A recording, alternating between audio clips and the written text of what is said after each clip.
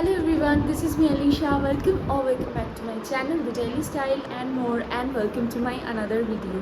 তো কেমন আছো তোমরা? আই হোপ তোমরা সবাই খুব ভালো আছো। আর আজকে টাইটেল আর থাম্বনেল দেখে আই থিঙ্ক বুঝতেই পারছো আজকে ভিডিওটা কিসের উপরে হতে চলেছে। হ্যাঁ, আজকে হচ্ছে গিয়ে মহালয়া। তো শুভ মহালয়া, শুভ শারদীয়ার অনেক অনেক প্রীতি ও শুভেচ্ছা। বড়রা আমার প্রণাম নিও, ছোটরা আমার ভালোবাসা নিও। তো এখন হচ্ছে গিয়ে বাজে এখন ভোর তিনটে এখনও বাজেনি, 3:05। তো আমি রেডি হয়ে গিয়েছি।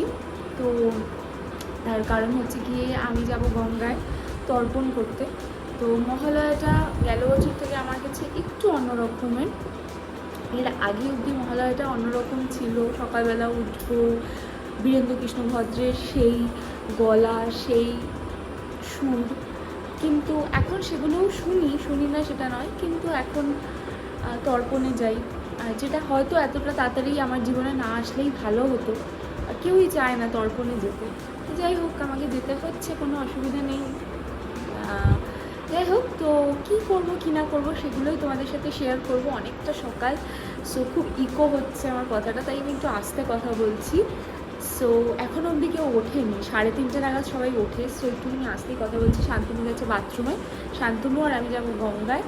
তো ওখানে গিয়ে যদি পসিবল হয় তাহলে ডেফিনেটলি দেখাবো, কী করবো কী না করবো, ডেফিনেটলি সব কিছু শেয়ার করবো। সো চলো, without any further delay let's go to the video.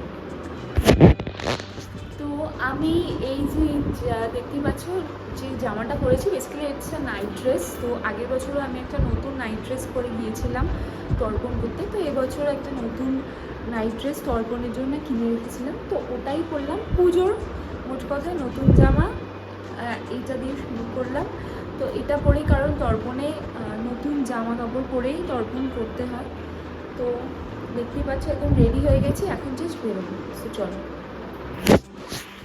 দেখো আমরা এখন বেরোচ্ছি। দরজা খুলেছিল, দেখো রাস্তাঘাট একদম ফাঁকা।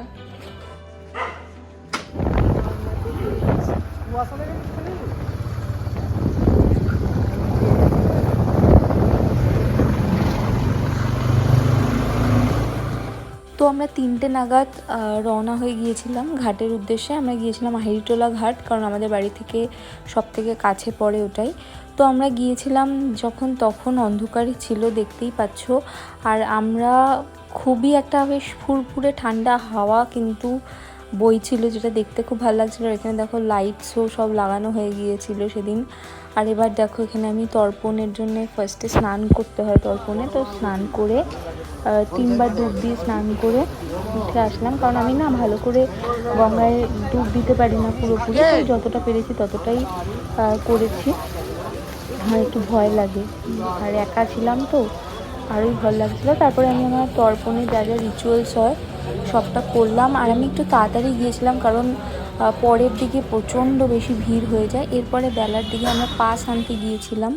আর তারপরে দেখো বিকেলবেলা আমি, কাকিমা, শান্তনু, আমরা 3জন গিয়েছিলাম শপিং করতে। কারণ শান্তনু কিচ্ছু শপিং করেনি, ওকে রীতিমতন জোর করে আমি আর কাকিমা শপিং করতে নিয়ে গেছিলাম। আর দিদি আমাকে টাকা দিয়েছিল জামা কাপড় কেনার জন্য। সো আমিও কিছু টুকটাক শপিং করে নিয়েছিলাম, লাস্ট মিনিট শপিং। এরপরে দেখো একটা জুতো ট্রায়াল দিচ্ছিলো, এই জুতোটা শান্তনু কিনেছে। এরপরে আমরা গিয়েছিলাম ডিনার করতে রোজে। তো রোজে ডিনার করে বেশ কিছুক্ষণ একটুখানি গল্পও করছিলাম আমরা। গল্প করে ডিনার করে তারপরে বাড়ি চলে আসলাম। আজকের ব্লগটা ব্যাস এইটুকু। এরপরে কিন্তু প্যান্ডেল হপিংয়ের ব্লগ আসছে, দেখতে থাকো। বাই।